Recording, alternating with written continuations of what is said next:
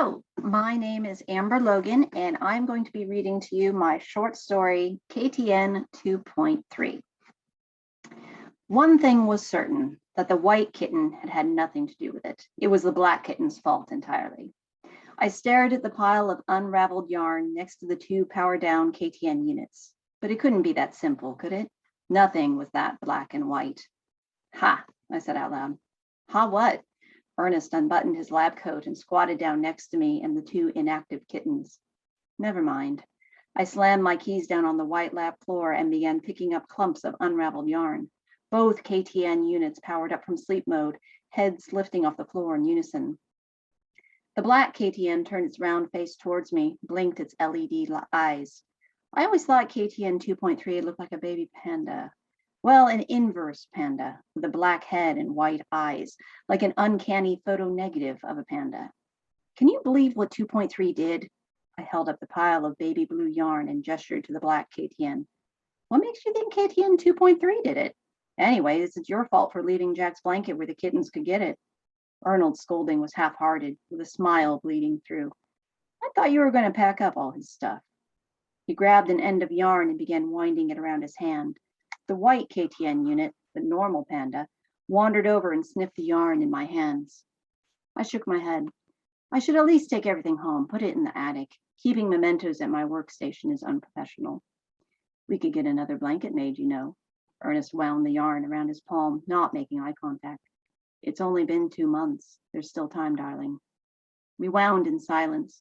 He was always like that, so optimistic, so ready to jump on the next tech miracle, so ready to overlook the emotional compromises. You act like it'd be the same as before, but you know it wouldn't be the same. He wouldn't be the same. Ernest grunted like he did when he knew he was right, but didn't feel like starting a fight. I paused, watched the white unit attacking the trail of yarn dangling from my hands. Don't you think KTN 2.1 seems so much more natural? Darling, they're almost identical except for the colors. Besides, the kittens are molded titanium. Natural doesn't have anything to do with it. Ernest turned to me and sighed. Besides, you're a robotics specialist. Why does natural matter? I frowned. At least these are supposed to be bots, even if they look like pandas. Hell, kinetic titanium nodes could have looked like anything. We're not trying to pass them off like they're real animals. Oh, we're going back to that passing talk again, are we? What kind of bullshit human exceptionalism is that? You know that's not what I mean. Ernest turned away, shaking his head. But if a copy functions the same, does it matter that it's not the original? What a simplistic way of looking at life. What's wrong with simple? KTN 2.3 doesn't know he's a copy of KTN 2.1. Ignorance can be bliss. That's fine for the kittens. They aren't alive. It's just semantics, darling. It's not just semantics. Bots aren't the same as humans. Why can't you admit next generation units aren't the same thing as clones? The black KTN nuzzled my foot and I shoved it away. Give me time, Ernest. Let me grieve. Jack's only been gone 2 months.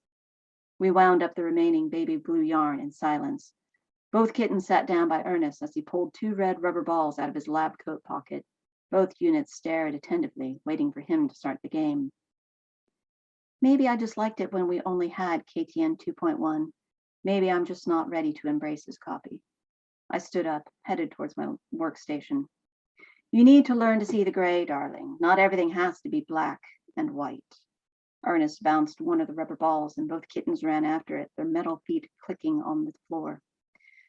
Fine then, I said, shoving the unraveled baby blanket into the pocket of my lab coat. I turned and gestured towards the racing kittens.